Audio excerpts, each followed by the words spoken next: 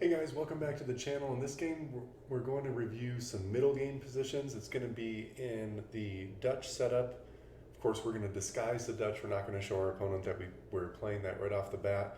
And different than some of the Dutch videos that I've shown so far, in this video, we're going to fight against our opponent's bishop when it's fianchettoed on g2 on the king side in direct opposition to our bishop that we are looking to fianchetto on b7. We haven't had a video where white does this. In most of our videos, white has played e3 and develops the bishop out to d3 and gives us the long diagonal. In this video, we're going to see what happens when white fights us for it. So we'll go ahead and jump into it. Opening move makes it look like we're going to play the French defense. We don't advertise that we're going to play the Dutch with an immediate f5 because we want to disguise this so we don't have to face the anti-Dutch systems. And our opponent obliges and plays knight f3. I really like just playing b6 after knight f3 and not necessarily playing f5 right away, although we are safe to do this here, and I may start doing that some more in some of my future games, just getting that f5 in there right off the bat. And so we see that our opponent is going to fianchetto here. Now we're going to go ahead and on move number 4, we're officially in our Dutch setup, but we're going to be safe from any anti-Dutch systems at this point. And we're going to be able to get right into sort of a classical Dutch position here that we're going to see. Go ahead and get castled safely here. Knight c3, d6, blocking the knight's jumping, and playing d6 while your opponent's bishop is on g5 is the way to go.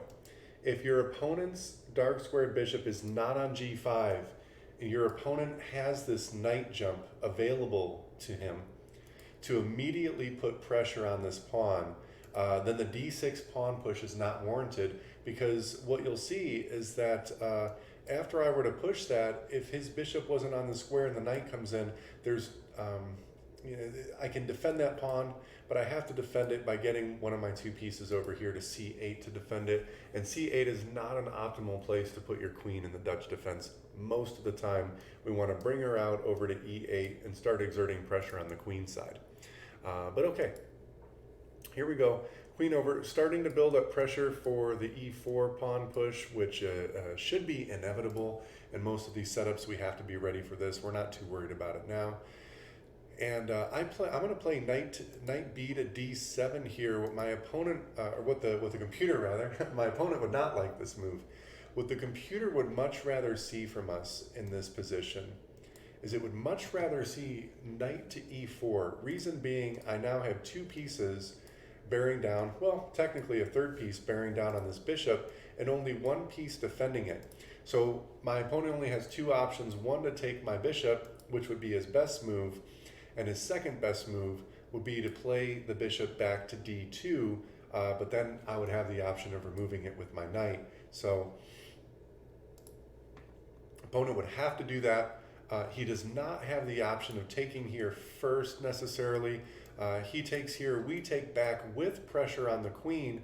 Now he still could come down and take our knight, or our bishop rather, but it's very important to understand here, and I'm still kind of learning these nuances myself, that in a position like this, where our bishop is open here and the queen is on c2, when the opponent's queen is on c2, this is a perfectly safe and acceptable knight jump to make, because, just ignoring what's going on down here for a second, because if he recaptures with the knight, we're coming back with tempo on the queen, and even if he does take here first and we retake, we're sort of retaking with tempo because his queen has to move here. And finding a safe place for your queen to go is one of the more pivotal moments in chess, because our queen is our most valuable piece aside from the king. She's worth 9 points. And when she's under attack, we almost always have to move her. And so figuring out an optimal square for the queen to go to is absolutely important, because you don't want to move a piece that's valued at 9 points to an incorrect square that's almost going to cost you more than moving a 3-point piece like a bishop or a knight to the wrong square, for example. And it's particularly useful at certain phases of the game because your opponents are typically going to spend more of their time, which is one of our most valuable resources in chess, is going to spend more of their time trying to figure out where to place their queen properly, and then that's just going to benefit us in the long run. So really wanted to draw your guys' attention to this, and you Dutch players out there, and myself included here, really being able to spot that revealing an attack on a piece by moving one of your pieces out of the way, time and time again when I'm having the computer analyze my games, the computer is telling me when I made a mistake or an inaccuracy, it's telling me you missed an opportunity to reveal an attack on a piece. To the point where it's been beaten into my head so many times that I'm starting to really truly understand just how valuable revealing an attack on a piece can be. So I know you guys would love to see how this game finishes out. Knight bd7. Ooh, let's go back. Second pivotal moment here. I retake with the bishop. Spoiler alert, you just saw it. There are 3 pieces that we can retake with here. Technically 4, but we don't want to ruin our pawn structure. But technically 3 pieces that we can retake with here. Go ahead and pause the video and try to figure out which piece it's best to recapture with.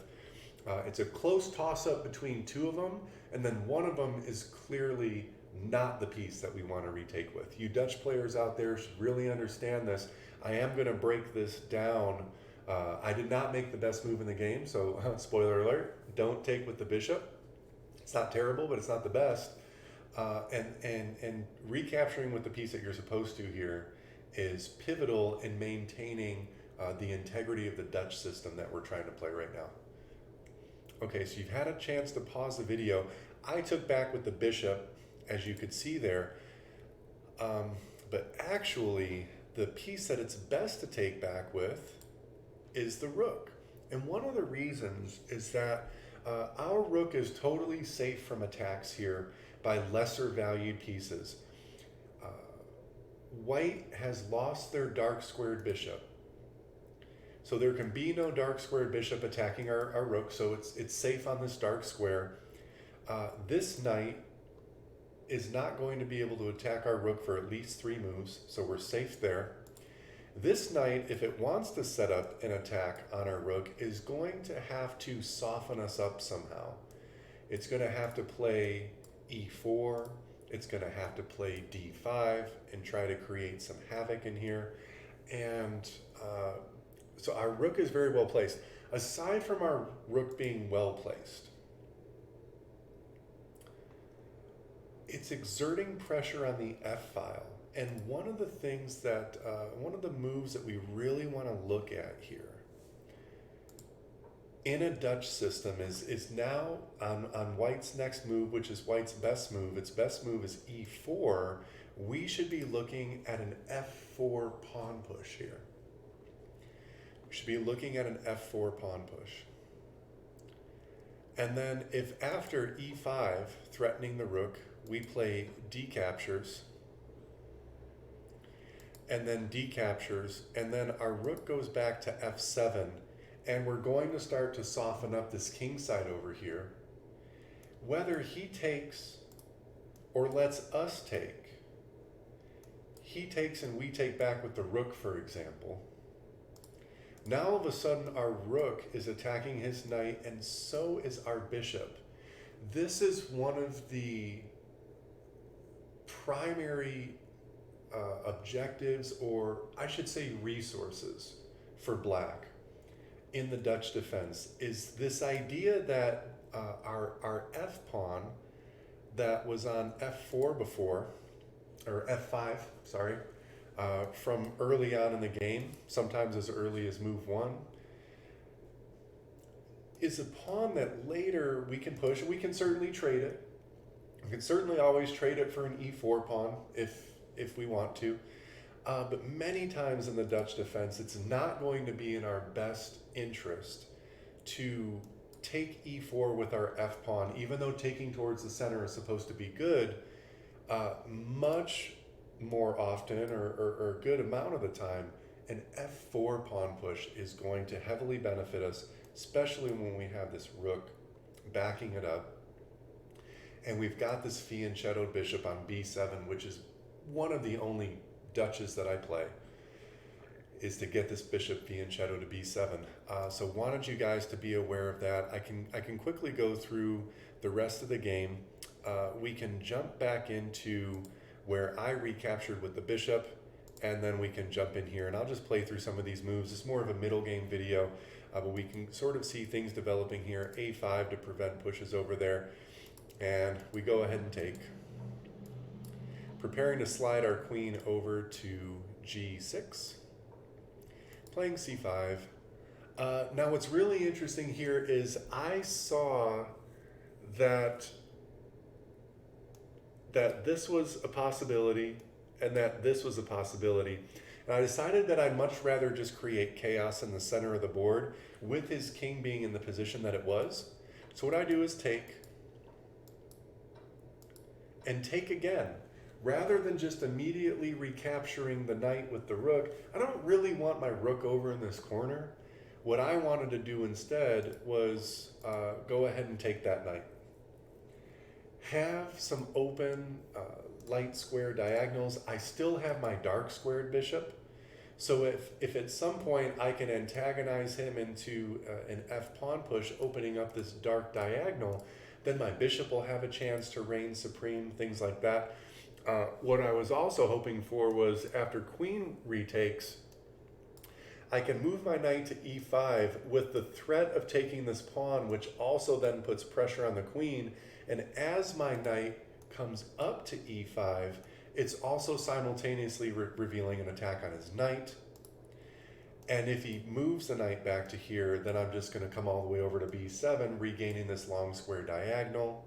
Again, hoping to provoke some blockages here and really getting the dark squared bishop into the game. Unfortunately, my opponent does this, and the game is immediately winning for black in a major way. In a major way. And we both have about a minute of time left on our clocks. We play out for another 15 moves, but that ends up being more than enough time.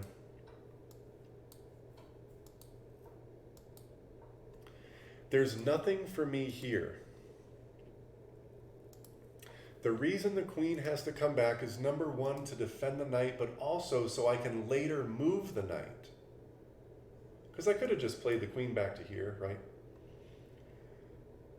But to defend this pawn so that I can later move the knight. So that's why I decide on queen to b7. Queen to b7 is the best move here according to the engine. It's fairly easy to predict that my opponent is just going to try to stack up on this pawn. And I want you guys to pause the video here and come up with a plan for the best plan, we'll just say. The best plan for black with his knight. Okay, so you had a chance to pause the video there. What I want you to see is that the arrangement of white's pieces here would make it really lovely for us to be able to get a knight over to e3 and forking all these pieces. And so we're going to start to enact that plan. Now we've got a really just one good way to get there. Computer says this is the best move. It's knight to e5. I was hoping to provoke a pawn push and weaken him, but he can't move the pawn because of the queen. So that kind of backfired against me. But I knew that from this position, I'd be able to swing over here and get an attack on the queen. So he comes in for the check. We go ahead and take. We just continue with the plan. His rook and his king, they're all still in a terrible spot. And he has to be able to see, moving this rook over here to try to block it. Even if he moves that rook over there, I can still take this pawn. I'm already up a pawn, now I'm going to be up another pawn, and I got a knight and a bishop and 2 pawns for a rook. So this is completely winning for us. He goes ahead and blunders.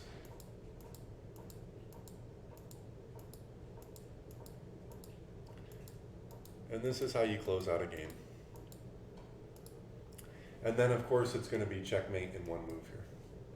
So hope you guys found that really interesting.